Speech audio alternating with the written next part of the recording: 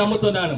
నా హృదయంలోనికి రా, నా పాపాన్ని క్షమించు, నన్ను నీ బిడ్డగా స్వీకరించు, నీవు నా ప్రభుడు అని నా నోటితో ఒప్పుకుంటున్నానని ఎవరైతే విశ్వాస సహితమైన ఈ ప్రార్థన యేసుక్రీస్తు ప్రభు వారికి చేస్తారో నిశ్చయముగా వారి పాపాలు క్షమించబడింది. దేవుని వాక్యం సెలవిస్తుంది వారు దేవుని బిడ్డలుగా మారుతారని. అదే దేవుని వాక్యంలో రాయబడి ఉంది, వారి పేర్లు పరలోకములో జీవ గ్రంథములో రాయబడి ఉందని. ప్రియులారా, కొండాపురం గ్రామంలో ఉన్న మీరు ఈ మాటలు విన్నారు. యేసుక్రీస్తు ప్రభువును మీ హృదయంలోనికి అంగీకరిస్తారా? ప్రభువా, నేను పాపినయ్యా, నా పాపం క్షమించని ఈ ప్రార్థన చేస్తారా?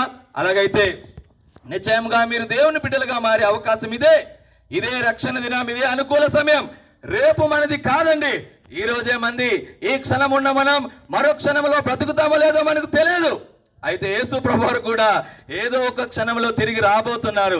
ఆయన రావడానికి ముందే, ఈ లోకంలో నుండి నువ్వు వెళ్ళిపోవడానికి ముందే ఒక పని జరగాలి నీ జీవితంలో.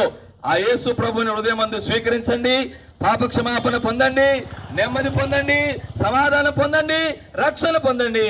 ఏదో ఒక రోజు భూమిని విడిచి వెళితే డైరెక్ట్ గా ఆ ప్రభువు ఉన్న నిత్య పరలోకానికి చేరాలని సహృదయంతో వినీలమై ఈ మాట మీకు విన్నవిస్తూ మా మాటలు ముగిస్తున్నా.